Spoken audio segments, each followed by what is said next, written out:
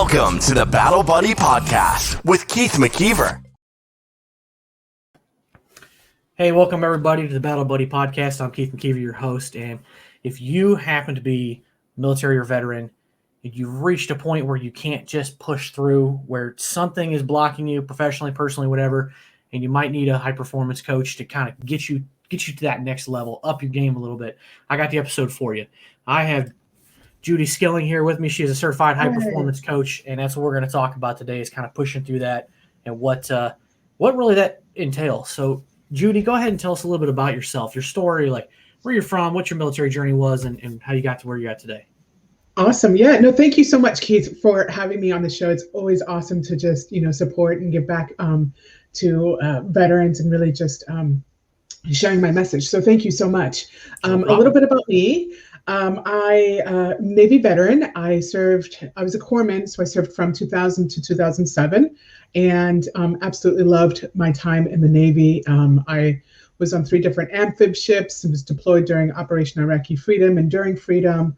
Lived in Italy for a couple of years, lived in Puerto Rico. So I definitely, when they say travel the world, I traveled the world in the Navy and absolutely loved it. I got out and I was passionate about medicine and nursing. And so I got out and got my bachelor's in nursing in Texas, in San Antonio from the Health Science Center. And at that time, that's where I met my husband and we got married and then moved to Colorado. And about 2 years into our marriage, unfortunately, he was Army National Guard. And 2 years into our marriage, he got diagnosed with cancer at the age of 25. And it changed everything for us. And during that time, this was around 2013, we also had a baby girl. She wasn't even a year at the time. And so I, practicing as a nurse, and now we have this toddler or like this little one, and now we have this cancer diagnosis. Everything just like, crap, what do we do? Absolutely. Just threw everything out the window and made it all crazy. Yeah, it's totally understandable. I'm really sorry to hear about your late husband there. I know that had to be extremely tough. And when you complicate things with having a baby and, just moving to an area, that's got to be tough. But it's a testament to your strength to persevere through that and then, end up on this journey you're on. So.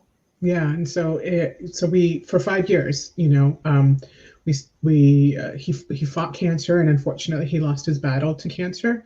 And during that time of that 5-year, battle, on my side, it was just how could I be home with my family?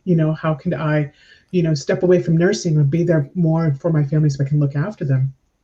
And so I was looking around online and stumbled across coaching. And when I understood like what coaching was outside of like the sports performance arena that everybody is familiar with when they hear coaching. You mean you don't have a whistle you blow with clients? Yeah, I don't wear the referee. Maybe you should. So, when I understood what that was, that something deep in my soul resonated strongly. And I knew that was like the next path for me. So unfortunately, after losing him, I really shifted my focus of coaching and what that looked like. And during the year after he passed away, I spent a lot of time working on myself and processing through grief and like what that looked like for me in that next phase, which I'm sure lots of people have been in that position. Like, what do I do now, after a traumatic life event, especially, leaving the military, separation, it's a traumatic life event, right?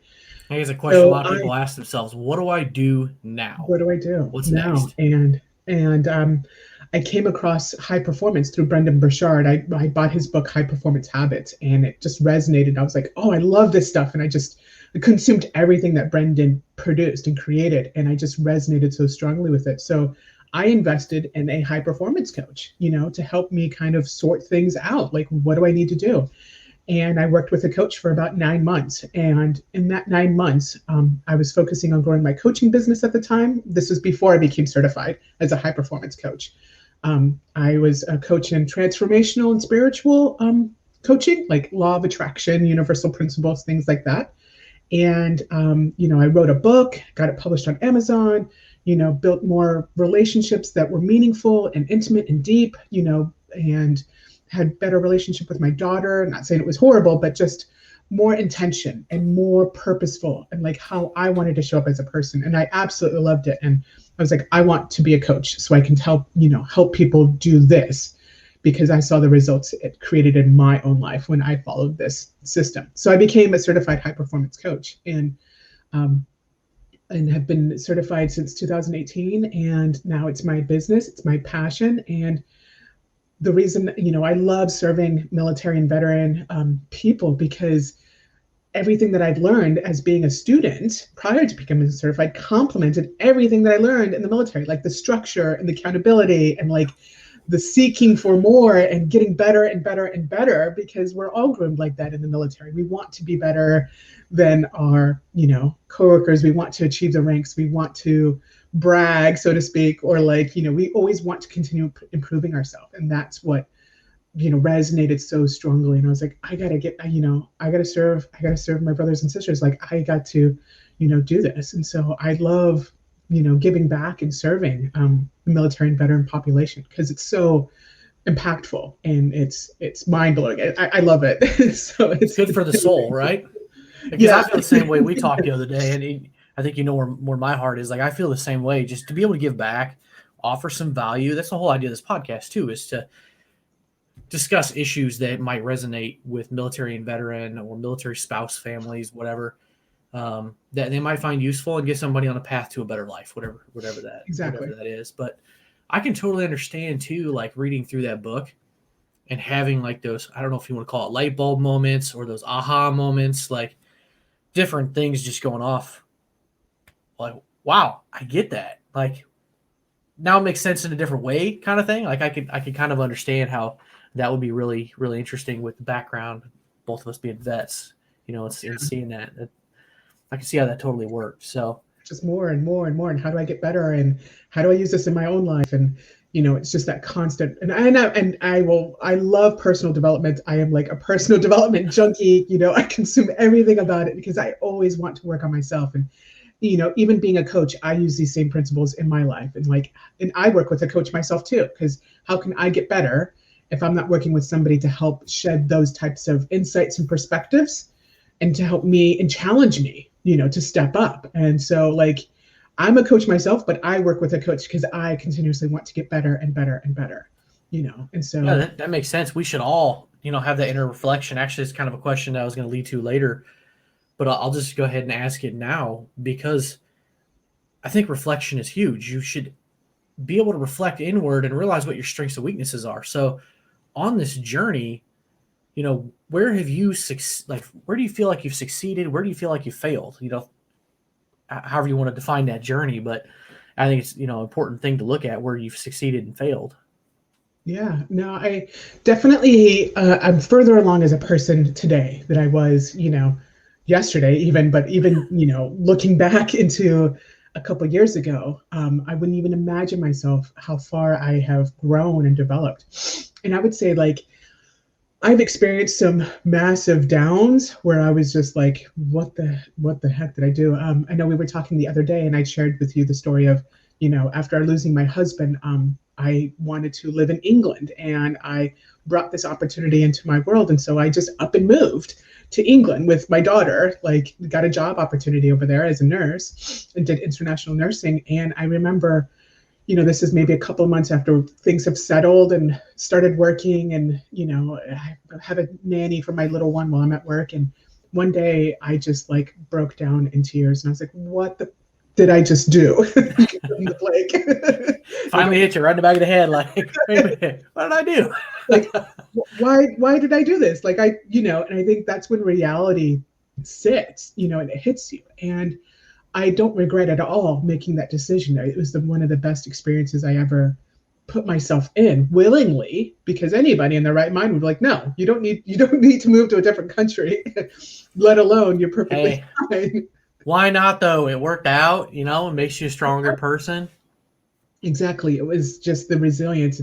And during that time, I needed to go through that growth to prepare me for this next phase of my life. And I think that when you're looking at failure and you're choosing to put yourself in that position, because sometimes failure happens and you're like, okay, what happened? What can I learn from this? How can I prevent this from happening, and that's a room for personal growth. But when you choose to put yourself in a situation that is challenging, that is outside of your comfort zone, that if you don't take advantage of this opportunity, you could be missing out on something that would be, that leads you to that next step. And so I wanted to take advantage of this opportunity because, when I wanted to live in England, but I didn't expect what would happen once I made that decision of the massive personal growth.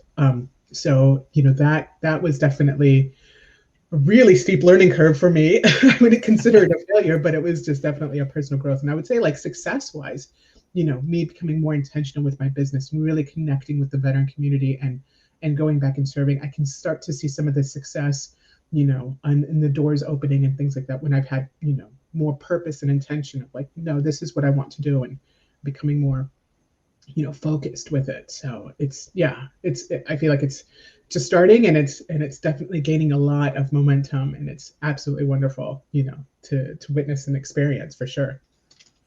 You just said two things there that I think are a perfect transition to this next thing: purpose and intention. Because high performance coaching, nobody's going to think about high performance coaching unless they're probably succeeding at some level, but they need to push through whatever that barrier is.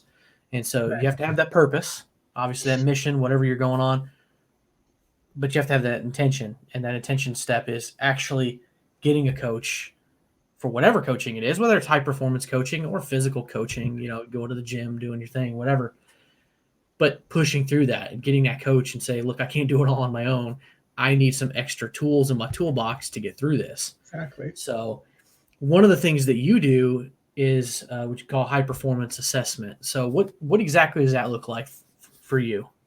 Yeah, no, that's an amazing opportunity for somebody to experience what high performance coaching is. It's an awesome time for me to have a one-on-one. It's a 3-hour coaching assessment. And when I say 3 hours, people are like, that's a lot of time. And I'm like, no, it's the best 3 hours of your life you will probably ever spend. I will guarantee you that. We spent a couple hours together yesterday. We weren't even going over this. It was, yeah. It's easy to sit there and talk, especially about successes and how you're going to push through things. Yeah. And it's a really deep and impactful, and it's an awesome coaching session where we really get clear on like the 5 areas of high performance. And so we'll talk about clarity, energy, courage, productivity, and influence. And each part of those, we talk about and we kind of uncover, and the client, really gets an idea of what it is that they need to work on. So they walk away after the 3 hours like, okay, now I know exactly these top 3 things or top 2 things that I really need to work on and focus and move for. There's every single person I do this with, they got pages and pages of notes, and they're like, I need to sit and like digest all of this because it's just so much. But when you really narrow it down, it's just like, okay, now I know exactly what my next action is, and that's my game plan. And I had these insights and realizations, and it's a really interactive, engaging, and it's a fun session. I love doing them, and it's the fastest 3 hours you will ever have in your life. I pretty much guarantee. Everybody says like, "Oh my gosh, that's 3 hours." I was like, "Yeah, sorry," wow. But it's a really great opportunity for somebody to experience what high performance coaching is, and for them to walk away with like, yeah, that was really awesome, or that sucked, or whatever impression that they want. But most of the time, and 99% of the time, everybody loves it. It's really powerful. They gain a lot of, insight, a lot of growth, a lot of action, and they're like, okay, now I know what to do. I bet when you hear that sucked, it's probably with their weakest one of those 5. Yeah, probably. Really painful. Oh man, dude, I got some work to do here. Like, but we all do. Like, all those 5 categories are not going to be equal in any one person. You're going to be stronger in one category than the other. Right. And if you can have the purpose and the intention to sit down and figure out what those are, then you can figure out where your strengths and weaknesses are, and then you can attack what you need to do. Bolster what you're good at, put the energy into what you're bad at, and just try to improve. And that's how you break through the barrier.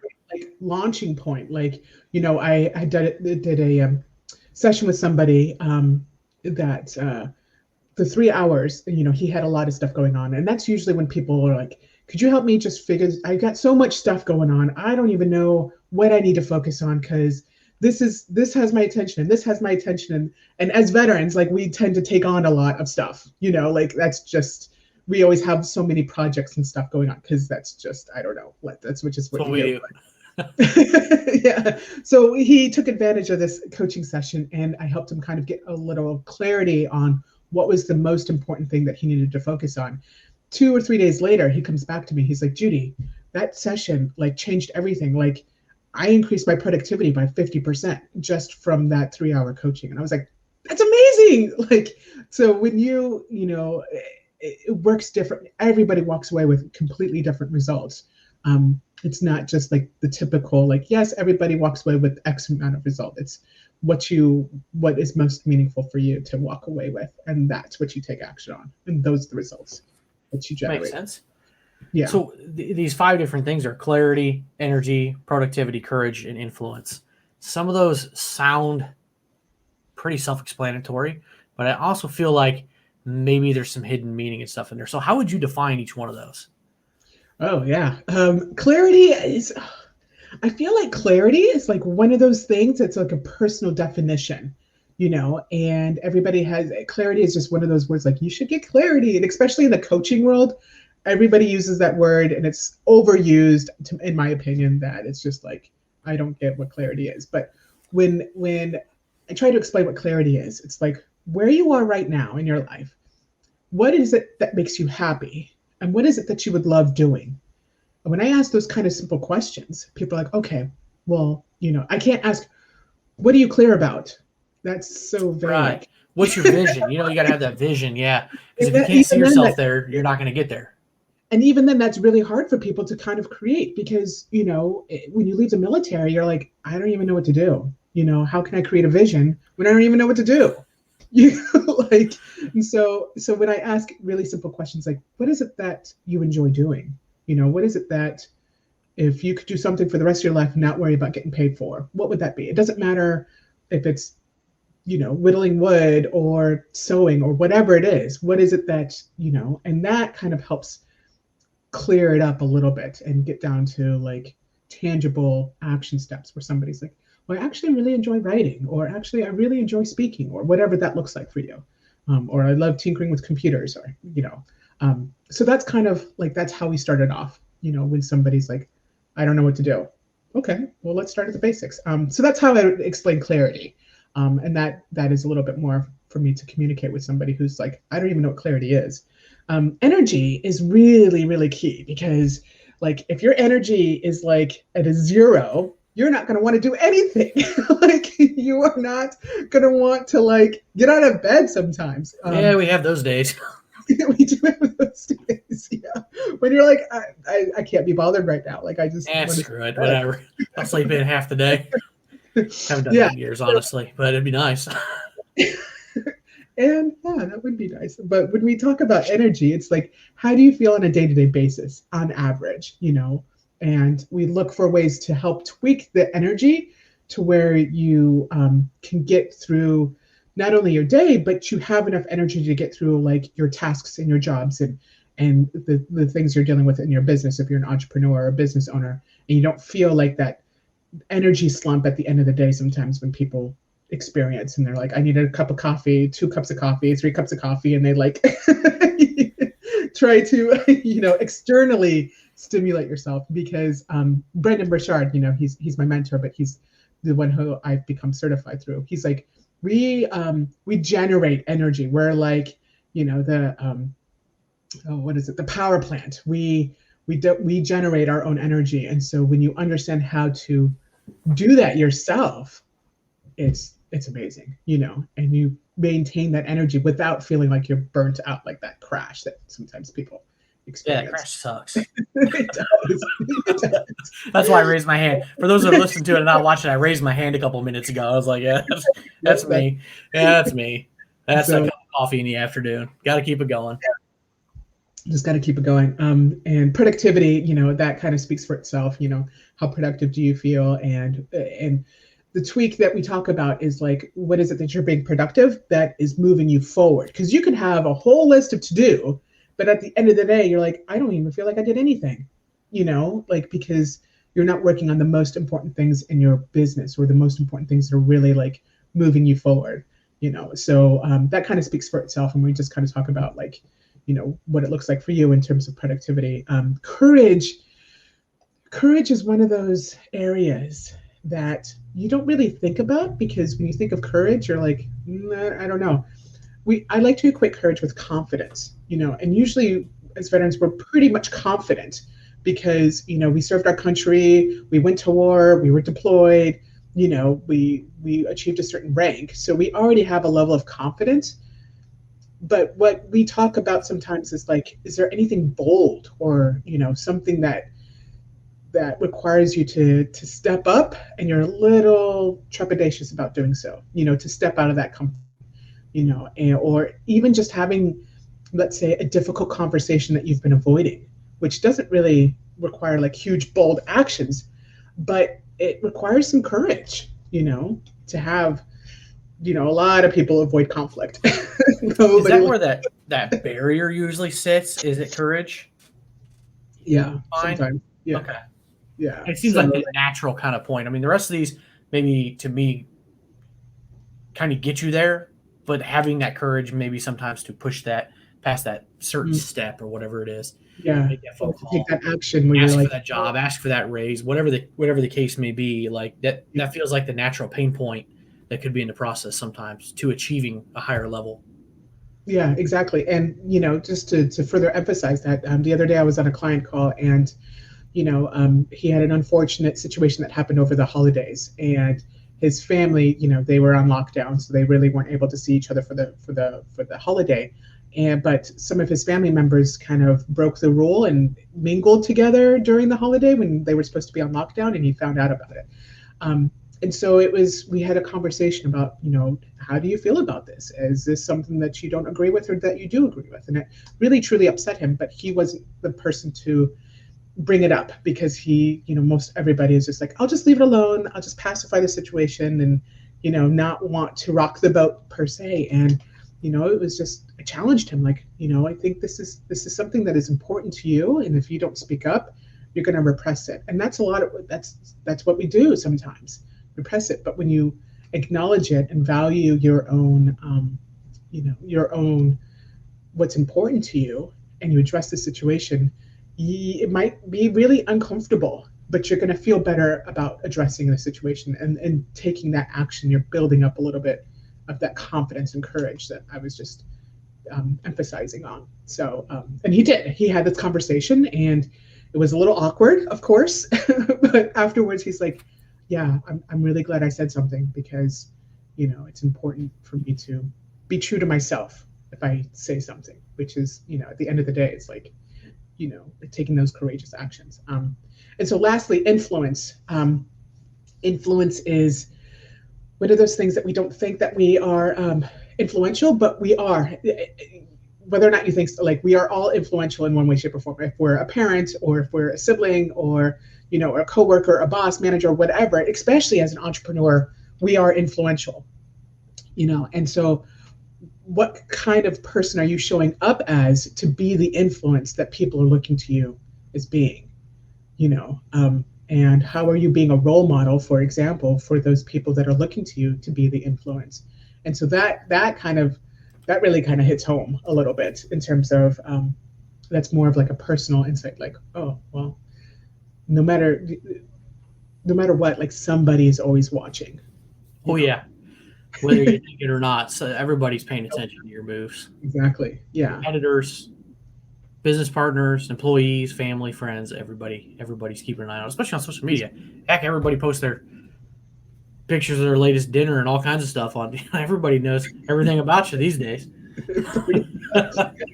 Yeah. It's just one of those things you don't think about until somebody like asks you these thought-provoking questions. You're like, nobody's really ever asked me that before. And we go there. Like we get a picnic basket and we go there and we camp out and we explore and we figure out how you are being influential in your life. And it shifts a lot of things. Yeah, because somebody's always looking, and even today's day and age where we're not face to face as much, you've got social media, and for the most part, all that stuff is out there forever. So people are seeing business owners, not to get political because I don't do that on my show, but with a recent election, people on one side of the aisle or the other, and they're posting things that are very, very controversial. Sensitive. That Yeah. sticks with people. And if you're a business owner specifically, you could be potentially losing revenue by having your voice be out there. I don't. I made that personal choice years ago. I don't put it out there unless it's a veteran issue or real estate related. I don't talk about it. Plain as day. I only talk about those things because I'm passionate about them and they apply to me professionally and personally. Other than that, I don't talk about it. I don't post things. So that's something that people have to consider. Part of that influence is it's not all face to face. Right. And it's just the track you're leaving out there. Yeah, and it's just, even as a parent, like I have an 8-year-old daughter, and you have kids as well too. And like, how are we showing up as a parent to influence our little ones, and how are they watching us? Because my little one will, like, she's a smart cookie. Kids are smart, like, and they will pick up the behaviors that we demonstrate, and just even in our immediate circle, even outside of social media. How are we being influential with our friends and our family and our relatives, in our circle of friends? So yeah, little ones are a sponge. They will sponge up anything. For anybody who's listening that doesn't have kids, they will. Watch your language. Watch what you talk about. Watch who you talk about. Kids know it all. Yeah. They will throw that out there at the worst time. Yeah. You'll be around somebody and be like, "Oh, I've heard Dad talk about you. I've heard Mom talk about you." I mean, like, oops. So you gotta watch that stuff. It's amazing. So what are the common obstacles that you see as a coach that people are having to overcome when it comes to high performance? Two or three of the main obstacles people have to overcome. Yeah. So whenever I'm working with a client, they're ready and willing for change. They're ready and willing. They're willing to be vulnerable to embrace what it is.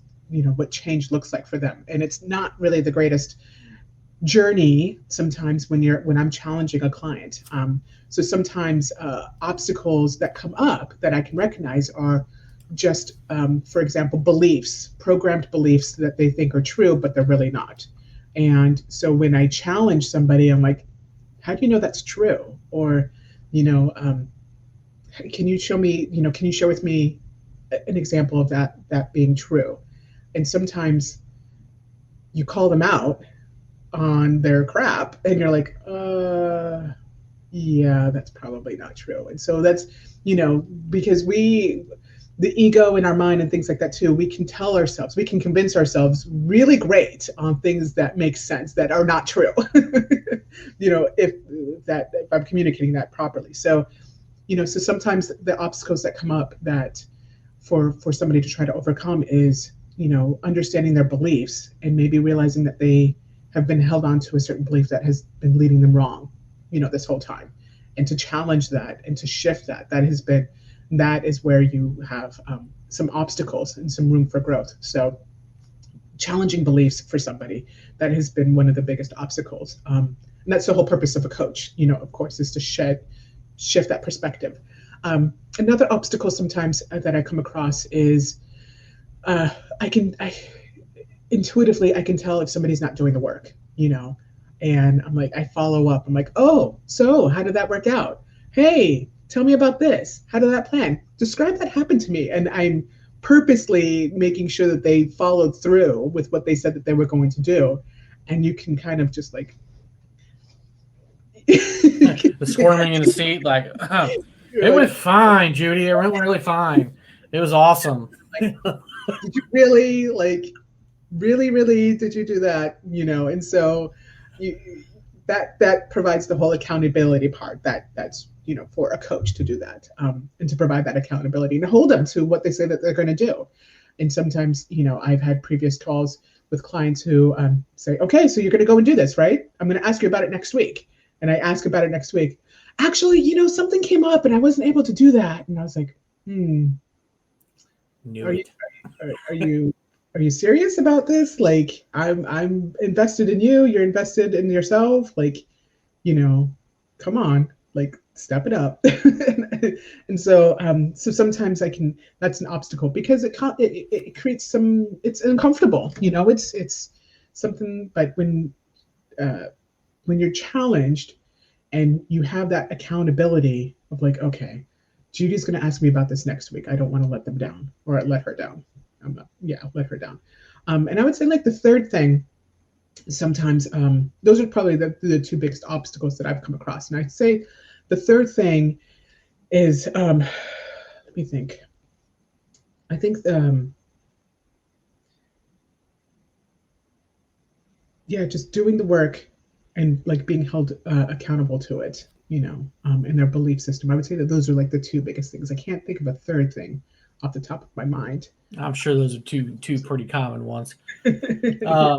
So shifting this back to the military and veteran, when might be the best time for somebody to look into high performance coaching? Is it, maybe when they're in the military looking to transition out, during a transition, after, as they're kind of establishing a career, trying to push through something? Like, what do you think is maybe the best time? I mean, it could be all of them could be good times, but.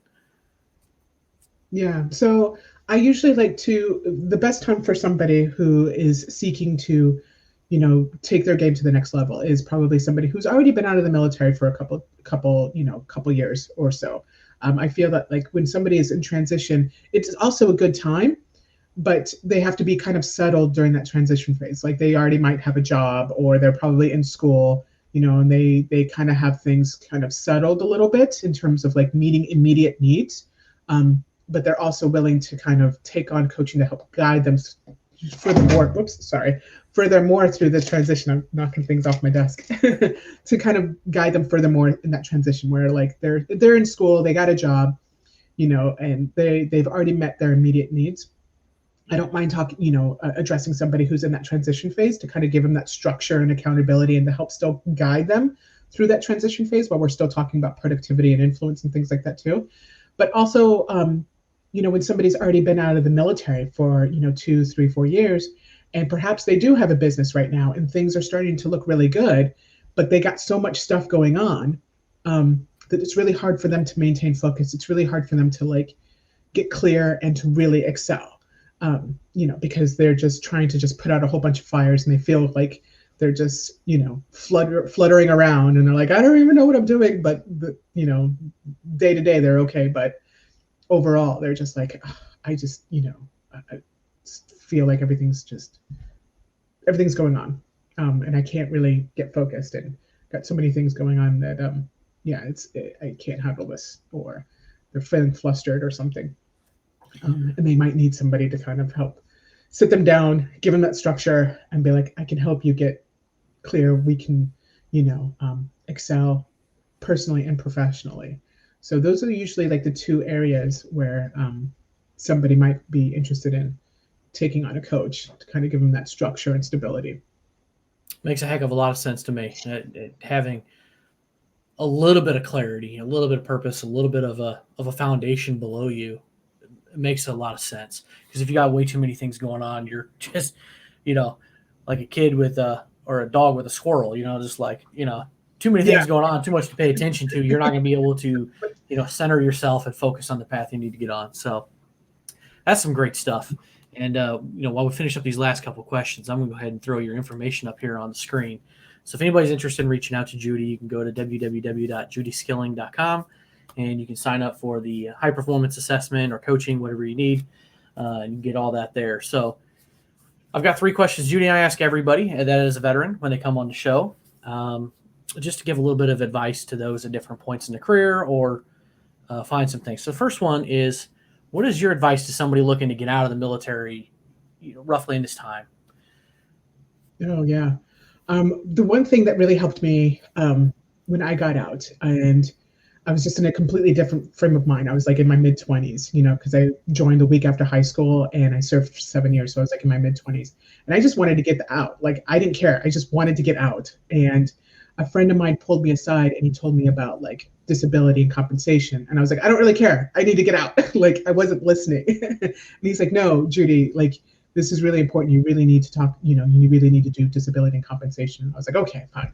And I'm so glad that he did, because, I went through that, I went through the screening of the disability compensation and stuff like that too. And so, so they rated me and things like that too. And if I didn't listen to my friend, I would have missed out, on that extra little bit of money. So that was something that I found highly valuable, which I'm sure a lot of people harp on right now to this day. But one of the things that I've learned just talking to other veterans who have separated within the past 5 years is they don't really talk about entrepreneurship as you leave the military. They pretty much tell you, you go to school, or you get a job, or you just hang out at home. And they don't really talk about being an entrepreneur when you transition out, and having that as an option. And I think veterans are amazing entrepreneurs. You hear of massively successful entrepreneurs that are veterans. And so, because we have the skill set, we have the ambition, we have the, motivation to do so. So that would be probably like my look into being an entrepreneur for sure as you separate out. Awesome. That's a good one. And what about compensation? Yeah, that's a good one. That's one thing I was told immediately when I got out. First thing, head down to the VA, find a VSO and file, get in the system and get some health care. Yeah, and that's we all come out with some bumps. I'm fine. Yeah, we all come out with some bumps and bruises here and there. Get them checked out, get yourself in the system, get the medical care for at least those issues. So, second question here: somebody who's looking to join the military today, what advice would you have them in 2021 about joining the military? It's funny that you brought that up because I'm always partial to you need to join the Navy. Okay, Judy, I'll reframe it. What advice would you give somebody joining the Navy? Or Air Force. Okay, you go. Or Air Force. And I'm always join the Navy or the Air Force, but that's just because I'm partial. And my brother was Air Force as well too. So that's my own bias. That's my own bias. It's funny that you brought that up because my sister, who has no affiliation with the military whatsoever, she's like, I'm thinking of joining the reserves. And my sister's 35. And I was like, why would you do that? But that's kind of, anyway, if somebody came to me and they're like, hey, I'm thinking of joining the military, outside of my own biased opinion of hey, you need to join these two branches. But what I would just say to them is find a job that you really genuinely enjoy doing and don't settle for any substitutes. Because when I joined, I was passionate about medicine. I was passionate about nursing. I wanted to be in the medical field. I knew that. And I stuck to that. And when I took my ASVAB, they're like, oh, well, with your score, you could also do this job, this job, this job, this job. And I was like, no, I want to do medicine. And they're like, right now, there's not really that, there's not any openings. And they try to swindle you. Of course, that's what the recruiters do. And I was like, well, if I don't get it, I'm not joining. You have to hold your own. And he's like, I'll see what I can do, of course, and they're like, oh, look, there's an opening. You can be a corpsman. Imagine that. They made it happen. And I was like, well, that's the advice that I would say. It's find something that you really do enjoy doing, that you wouldn't mind spending the military. And that's why I joined. My 18-year-old brain was like, I don't know if I want to go to nursing school, so let me join the military to learn medicine. And if I enjoy it, then I know that I can get out and I can still go to nursing school. But if I don't enjoy it, well, if I get out, then I know that it's not for me. And so that was my 18-year-old logic at the time. So, yeah, I would rather. Total sense. That's a lot of. That's a lot of maturity to really think that, because I don't think everybody does. So, last question I got here for you before we wrap this up is there any veteran groups, Facebook groups, organizations, clubs, whatever, that you'd like to give a shout out to that you think has been valuable to yourself or people you know? Yeah, and so I actually have a Facebook group of my own, so I'm just going to be plug in my own stuff, of course, outside of my website. But I have a Facebook group that is just military and veteran people, and I go in and I share tips about high performance and what that looks like and maintain it, and a lot of personal development and growth, and just giving back and serving. And so, I'm still growing that and still providing value, and you can just join the group. It's on Facebook, and it's high performance for military and veteran entrepreneurs. It's pretty simple. But outside of that, the Facebook groups that I belong to that have been really valuable, I partnered with a friend of mine. He has a Facebook group called Veterans in Business. and it's a group of about 2,300 people. But he does happy hours every Monday, and he does trainings every Thursday. And these happy hours are just all these different kind of veteran business owners. They come in, share a little bit about themselves, you're networking, and you're getting to know other people. And that's kind of what, when I decided to plug back into the veteran community, I started showing up to these happy hours to build relationships, and I've become friends with a lot of the people that I've met. And so that's a really great Facebook group. It's really active. It's very engaging if you want to do that, as well as the Vetrepreneur Tribe. That is a really fantastic. That's a group of like 14,000 people, and it's a very active veteran Facebook group that are mostly all entrepreneurs. And so those are the three that I would highly suggest. Mine first. I don't think I'm a member yet, Judy. I didn't know that, but I need to be a member because I think that would be awesome. Send you an invite. And so you'll have to send, for this YouTube, when this gets posted, I'll make sure I put your link in the description there. Once again, it's judyskilling.com. You can find her there. So any links she has, I will definitely share those in the YouTube description for anybody that happens to be watching it, so that you can go there and find it. And Judy, I'll let you get out of here. I know you got some other things you got on your plate this evening, but thanks so much for being here. I think this is amazing. I know a lot of people could really use this, or just even the ideas of the 5 high performance traits. Even if you start thinking about that, it might set somebody down the right path to look at those different things. So thank you so much. And I think you gave us some nuggets here in the beginning of some other things we could talk about. Law of attraction and other things like that would be another interesting topic for a whole another day. I can talk about that for days. I love that stuff. Yeah, I think that stuff's pretty interesting. I maybe I should get into psychology, but I don't know if I want to know much about the brains. Yeah, the way people think. This is a different kind of level of psychology. Yeah. But anyway, love it. All righty. Well, I appreciate you. Appreciate you stopping by and dropping some knowledge for everybody. And of course. We'll catch you some other time. All right. Bye. All right. There you have it, everybody. Judy Skilling, high performance coach. If you're in the market, I highly suggest you get out there. She's a wonderful person. Very proud to have met her through the Vetrepreneur Tribe that she mentioned. So, that's all we got for this show today. Don't forget to hit the like and subscribe button and follow us wherever you're getting it on Apple Music, Google, whatever they're calling it to this today, Spotify, Anchor, all those different places. So catch you at another time.